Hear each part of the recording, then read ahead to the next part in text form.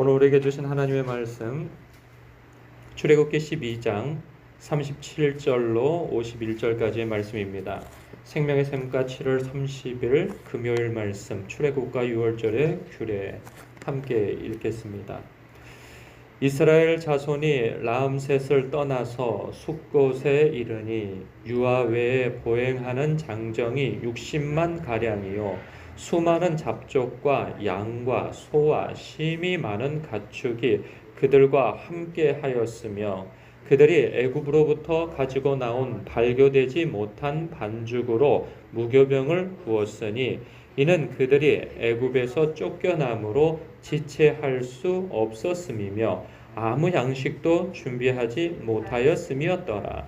이스라엘 자손이 애굽에 거주한 지 430년이라 430년이 끝나는 그날에 여호와의 군대가 다 애굽 땅에서 나왔은즉 이 밤은 그들을 애굽 땅에서 인도하여 내심으로 말미암아 여호와 앞에 지킬 것이니 이는 여호와의 밤이라. 이스라엘 자손이 다 대대로 지킬 것이니라. 여호와께서 모세와 아론에게 이르시되 유월절 규례는 이러하니라. 이방 사람은 먹지 못할 것이나 각 사람이 돈으로 산 종은 할례를 받은 후에 먹을 것이며 거류인과 타국 품꾼은 먹지 못하리라. 한 집에서 먹되 그 고기를 조금도 집 밖으로 내지 말고 뼈도 꺾지 말지며 이스라엘 회중이 다 이것을 지킬지니라.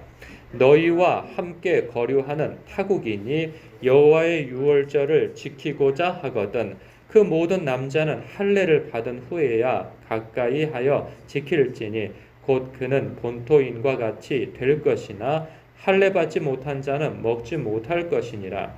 본토인에게나 너희 중에 거류하는 이방인에게 이 법이 동일하니라 하셨으므로 온 이스라엘 자손이 이와 같이 행하되 여호와께서 모세와 아론에게 명령하신 대로 행하였으며 바로 그 날에 여호와께서 이스라엘 자손을 그 무리대로 애굽 땅에서 인도하여 내셨더라. 아멘. 오늘 말씀을 보면 41절 때 보면 그날이라고 표현되어 있어요. 430년이 끝나는 그날 때 여호와의 군대가 다 애굽 땅에서 나왔은지 그리고 42절에 또 이 밤은 어떤 밤이냐? 그들을 애굽 땅에서 인도하여 내심으로 말미암아 여호와 앞에 지킬 것이니. 그럼 또 이 밤은 어떤 밤이냐 하면 이는 여호와의 밤이라 이렇게 표현되어집니다. 이 여호와의 밤, 이 밤 그리고 그 날이라고 표현되어져 있는 이것들은 다 유월절을 일컬어서 말씀하고 있는 것이죠. 이 유월절은 하나님을 대적하고 그리고 하나님의 백성을 고난에 처하게 하는 그러한 대적자들이죠. 애굽인들입니다. 그들에게 있어서는 심판의 날이었고 하나님의 백성에게는 구원의 날이었습니다. 근데 이 구원의 날을 유월절을 여호와의 밤이라고 이렇게 표현하고 있어요. 이 여호와의 밤이라고 표현할 때 우리가 받아들이는 이 느낌, 그 뉘앙스는 어떻습니까? 여호와께서 하신 일이라는 거죠. 그 구원은 전적으로 하나님께서 행하신 일이라. 여호와라고 하는 그 표현 속에는 하나님께서 말씀하신 바를 이루시는 하나님이시요. 그리고 전능하신 하나님이시라 하는 거죠. 그러니까 하나님의 전능하신 능력이 하나님께서 신실하신 바, 하나님이 말씀하신 바를 그 전능한 능력으로 행하신 그 하나님이시라. 그날이 바로 유월절이고 여호와의 밤이다. 그 말씀을 하고 있는 거죠. 여기서 느껴지는 바는 무엇이냐? 아까 말씀드렸다시피 하나님께서 구원하셨다. 하나님께서 구원하신 밤이다. 이 말씀을 하고 있는 거예요. 이스라엘 백성은 여기서 표현되어지기를 하나님의 군대, 여호와의 군대라 표현되어지고 있어요. 그러나 이들이 행한 일이 무엇입니까? 자신들의 구원을 위하여서 그들은 할 수 있는 일이 사실 아무것도 없었고 사실 한 일이 없어요. 전적으로 하나님께서 행하신 일이죠. 그들이 행한 일이라고 한다면 하나님께서 10일까지 양을 준비해라. 그리고 14일까지는 양을 보관해 두었다가 흠없는 그 어린 양을 도살하여서 그 피를 내고 그 피를 좌우 문설주에 바르고 임방에 바르고 그리고 그것을 뼈를 꺾지 말고 그것을 구워서 먹어라. 그리고 무교병을 준비하여서 쓴 나물과 함께 급하게 먹어라. 한 그러한 명령을 따른 것밖에 없어요. 그래서 그날 밤은 밖에 나오지 말고 집안에 머물러 있으라. 그 명령을 따른 것이죠. 그 명령을 따른 것 때문에 그들이 피를 바르고 그 피를 하나님께서 보시고 넘어가신 그 사건인 것이죠.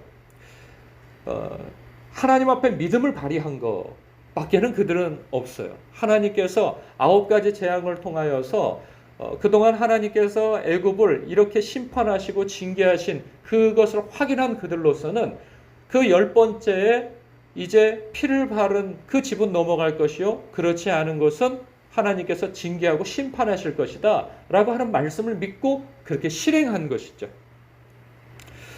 사실 하나님의 백성이라고 한 군대라고 일컬어진 이름은 멋지게 붙여졌지만 그들은 자신의 구원을 위하여서 행한 일은 아무것도 없고 이 모든 일에 대해서 누가 하신 일이냐? 바로 하나님께서 여호와 하나님께서 행한 일이시다라는 그 말씀을 주고 있는 것이죠. 이것은 우리의 구원도 역시 마찬가지입니다. 우리의 구원에서 우리가 우리의 어떤 성실과 우리의 지혜와 능력과 우리의 어떤 수완, 우리의 덕성, 철학, 신념 그 무엇이 우리를 구원해 준 것이 아니죠. 우리는 우리 자신을 구원할 수 있는 아무런 힘도 없고 능력도 안 되고 실력도 안 되는 자들이었죠. 우리는 우리의 허물과 죄로 죽었던 자였고 세상 권세 잡은 자의 그러한 수하로서 그렇게 살아갔던 자들이었습니다. 그래서 결국은 자기 죄로 인하여서 멸망을 당할 그러한 존재들이었죠. 우리의 구원에 대해서 관심조차도 없었던 자들이었습니다. 그러나 하나님께서 태초부터 작정하셔서 아들을 죽이시기로 우리를 아끼시기 위하여서 당신의 아들도 아끼지 아니하시겠다고 하는 그 결단을 내리셨고 그리고 독생자이신 예수 그리스도께서는 아버지의 뜻을 순종하여서 당신이 세상 죄를 지고 가는 하나님의 어린 양이 되어서 그들의 대속의 제물이 되셨던 것이죠. 그 사실을 믿는 자가 구원을 얻을 것이며 예수 그리스도 외에는 다른 구원 얻을 길이 없다고 믿는 그가 구원을 얻을 것이라고 하는 그 약속의 말씀을 믿었기 때문에 우리가 구원 얻은 것 아니겠어요? 그것이 은혜인 것이죠. 우리는 자격이 없었어요. 자격이 없는 자입니다. 그러나 하나님께서 우리에게 은혜를 베풀어 주신 것이죠. 자격 없는 자에게 베푸신 하나님의 호의가 있었던 것이죠. 하나님께서는 이 날을 기념하라고 말씀하세요. 왜냐하면 사람은 금방 잊어버립니다. 자신이 하나님 앞에 어떻게 구원을 받았는지를 잃어버려요. 그래서 살다 보면 처음에는 하나님 앞에 감격하고 감사하고 살지만 신앙의 연륜이 쌓이고 그 경륜이 더해져 가면 그 신앙의 여정 속에서 열심을 내거든요. 그러면 하나님 앞에 자기가 무슨 뭐래도 한 것 같은 느낌이 드는 거예요. 내가 하나님 앞에 이렇게 했는데 어떻게 나한테 이런 생각들을 많이 갖는단 말이죠. 우리는 자기 죄와 허물로 죽었던 자이고 소망이 없던 자였단 말이죠. 그래서 우리는 하나님 앞에 뭘 자랑할 수도 없고 사실은 요구할 수도 없는 자입니다. 우리가 하나님 앞에 은혜로서 구원을 얻어 자녀된 신분으로 거듭나서 하나님 앞에 살아가니 어느 때에는 너무나도 우쭐하여서 요즘에 유행하는 표현이 있어요. 선을 넘는다는 거죠. 하나님 앞에 선을 넘어 마치 내가 하나님 앞에 무엇을 해드렸기 때문에 구원을 얻은 사람 마냥 하나님의 백성 되고 자녀 되어진 것 마냥 하나님 앞에 요구하고 투정하고 물론 우리가 하나님의 자녀로서 그럴 수 있는 것이죠. 그러나 제가 말씀드리는 것은 은혜를 상실하는 신자로서 살아가서는 안 된다는 말씀인 것이죠. 우리가 늘 하나님 앞에 어떤 형편과 처지와 실력 가운데에서 구원을 받은 사람인가 그 은혜를 생각하며 감사하는 마음을 늘 가져야 된다는 것이죠. 우리가 은혜를 상실하게 되어지면 우리의 신앙의 생명은 끝나버립니다. 그렇기 때문에 하나님께서는 그것을 알기에 이 유월절을 기억하여 지키라 말씀하고 계시는 것이죠. 우리는 늘 우리가 어떻게 구원을 얻었는지, 어떠한 하나님의 희생으로 우리가 백성이 되고 자녀가 되어지고 의인이 되어졌는가, 이것을 생각하면서 하나님 앞에 늘 그 은혜를 품고 살아야 할 것입니다. 뿐만 아니라 오늘 말씀을 보면 하나님께서 우리의 구원을 위하여서, 하나님의 백성의 구원을 위하여서 그들을 그 밤에 하나님께서 심판하시고 구원하셨는데, 그 결과로 이스라엘 백성들이 다 광야로 이제 쏟아져 나왔습니다. 이전에는 노예였으나 이제는 자유인으로서 하나님의 백성과 군대로서 이제 부름받아 이제 광야로 쏟아져 나와서 가나안 땅, 약속의 땅으로 향하여서 가게 되어졌죠. 그런데 이들의 모습을 보십시오. 37절에 보니까 유아 외에 보행하는 장정이 60만 가량이라는 거예요. 그래서 200만 명 이상을 추정할 수 있는 것이죠. 그러니까 어린아이를 제외하고 남자만 60만 명이라고 한다면 여자와 노인이 있을 것 아니겠어요? 대충 추산해 보면 150만, 200만, 아니 그 이상도 될 수 있다는 것을 추정해 볼 수 있는 것이죠. 여러분, 우리가 200만 명은 우리가 평생에 살아가면서도 그 숫자를, 그 200만 명이라고 하는 사람이 운집해 있는 모습을 단 한 번도 볼 수 없는 숫자입니다. 이 어마어마한 숫자인 거죠. 그냥 수치로 한 지역이 200만 명이 산다, 뭐 1000만 명, 서울 시민은 1000만 명이다, 이런 얘기는 들었어도 이게 200만 명이면 어느 정도로 되는지를 가히 짐작하기가 어려워요. 제가 20대 때 저기 잠실 운동장에 무슨 야구인지 뭔지를 보러 간 적이 있어요. 그게 2만 명 모이는 곳이라고 하는데 거기에 꽉 찼는데, 꽉 차면 2만 명이라고 제가 기억이 나요. 근데 그 수가 어마어마하게 많아 보입니다. 뭐 들어갈 때 줄 서서 들어가는 거 하며 나올 때면 거기 운집해 있는 사람들을 보면 꽉 차도 2만 명인데 그냥 느낌으로는 이게 무슨 수백만 명이나 되는 것처럼 보인단 말이죠.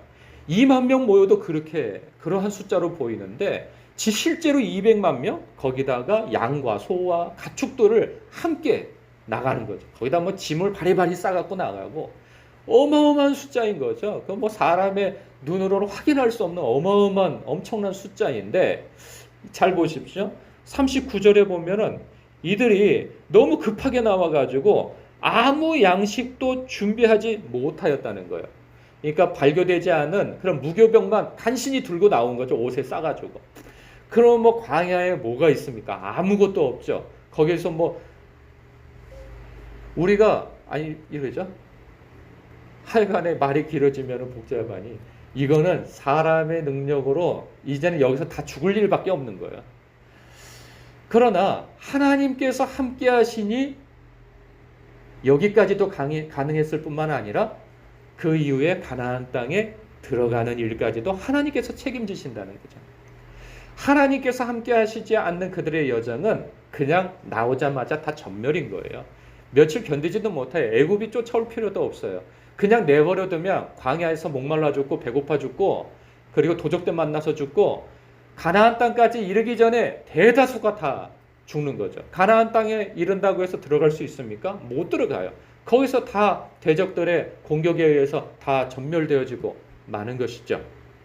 그런데 놀라운 것은 하나님께서 함께 하신다는 것이죠.